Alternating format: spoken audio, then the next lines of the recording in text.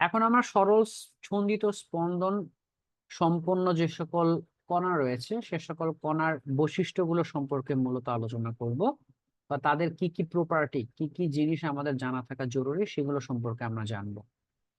প্রথমে তরঙ্গ সঞ্চরণকারী কোনো কণার যে কোনো মুহূর্তে গতির সম্মুখ অবস্থানকে উক্ত মুহূর্তের দশা বলে।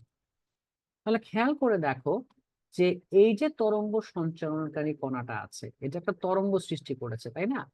আচ্ছা, এই তরঙ্গ সঞ্চরণকারী কোনো কণার তার যে কোনো মুহূর্তের যদি কোনো অবস্থানকে নিয়ে আমরা আলোচনা করি, সাম্যক অবস্থানকে নিয়ে আলোচনা করি, সাম্যক অবস্থান কথাটার মানে কি?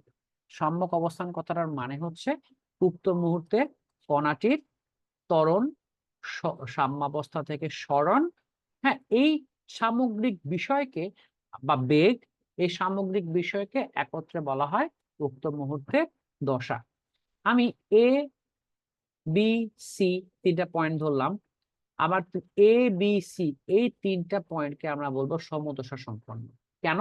কারণ হচ্ছে দেখো, এ বিন্দুতে তার সরণ কত? 0।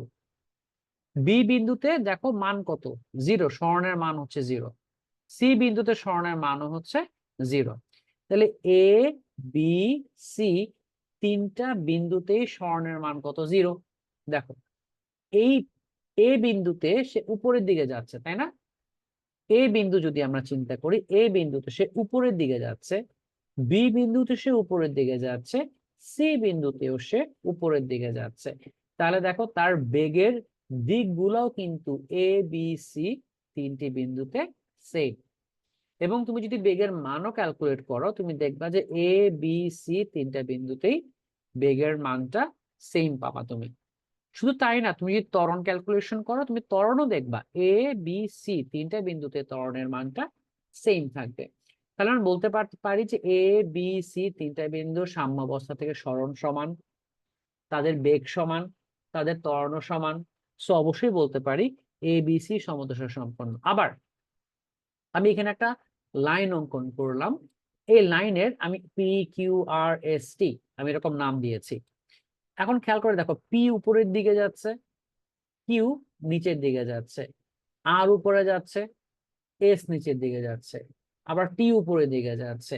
তাহলে এটাকে যদি আমরা একটু ধরে নেই যে এই যে যে বিন্দুতে আমরা কথা বলছি সেই বিন্দুর মানটা আমরা ধরে নিচ্ছি যে 4 মিটার, যে আমরা ধরে নিলাম যে এটা 4 মিটার, রাইট? তাহলে একটু খেয়াল করো যে পি এর মান কত? 4। কিউ এর মান কত? 4। ওকে, তা তুমি বলতে পারো যে স্যার সাম্যাবস্থা থেকে সরণ তো সেম। আচ্ছা, হ্যাঁ সেম হলো, আমরা অন্যান্য সবকিছু দেখবো, শুধু যে সরণ দেখবো তা না। তুমি আর এর সরণ কত? 4। এস এর সরণ কত? এটাও 4। টি এর সরণ যদি আমরা চিন্তা করি, টি এর সরণ কত হবে? 4। অর্থাৎ আমরা যেটাই চিন্তা করি না কেন, প্রত্যেকটা পয়েন্টে P Q R S T প্রত্যেকটা পয়েন্ট যদি আমরা চিন্তা করে নিই, প্রত্যেকটা পয়েন্টের সরণের মান হচ্ছে 4। এখন আমরা দেখবো যে বেগ। আচ্ছা, বেগ, বেগ মানে কি? পি যাচ্ছে উপরে, কিউ যাচ্ছে নিচে, দেখো মিললো না। তাহলে পি কিউ তো সমদশা হইতে পারে না। আচ্ছা, আবার দেখি তো আর, আর যাচ্ছে উপরে, মানে পি উপরে যাচ্ছে, আর উপরে যাচ্ছে, আবার এইদিকে হিসাব করলে টিও উপরে যাচ্ছে।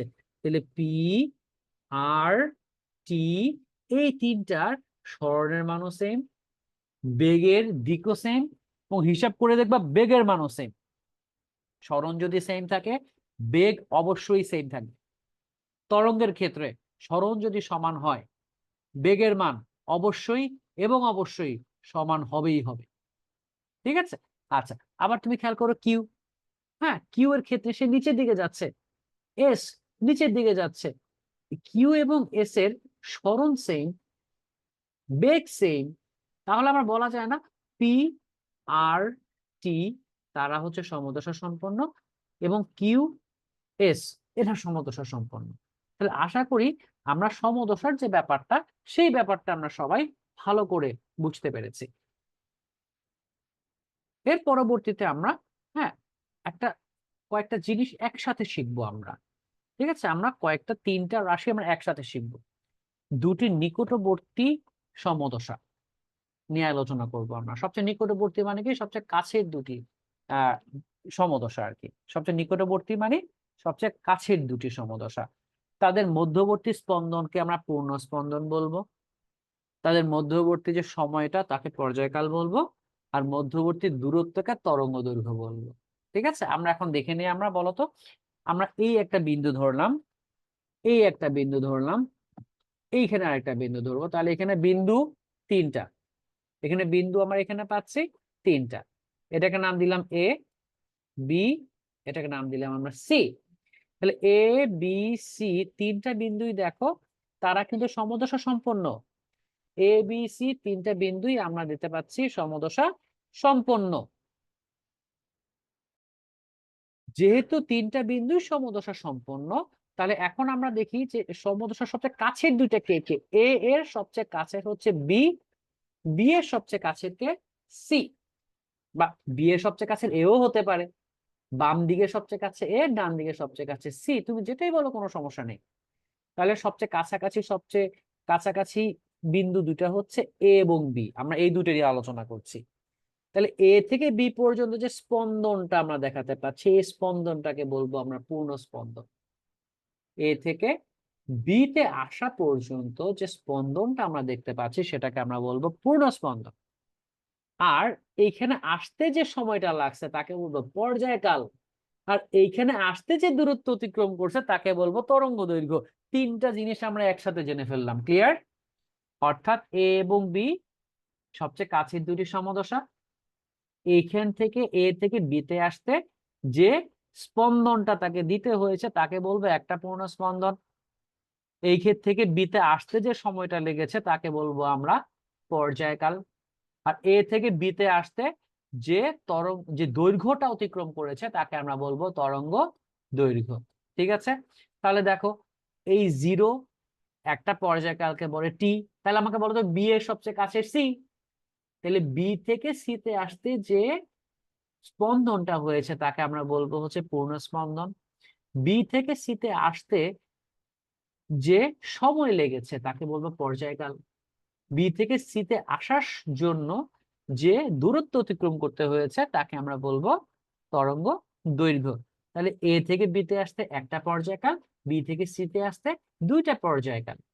তাহলে এ থেকে বি পর্যন্ত একটা ল্যামডা, আর বি থেকে সি পর্যন্ত একটা ল্যামডা, মোট এ থেকে সি পর্যন্ত আমি পাচ্ছি দুইটা ল্যামডা।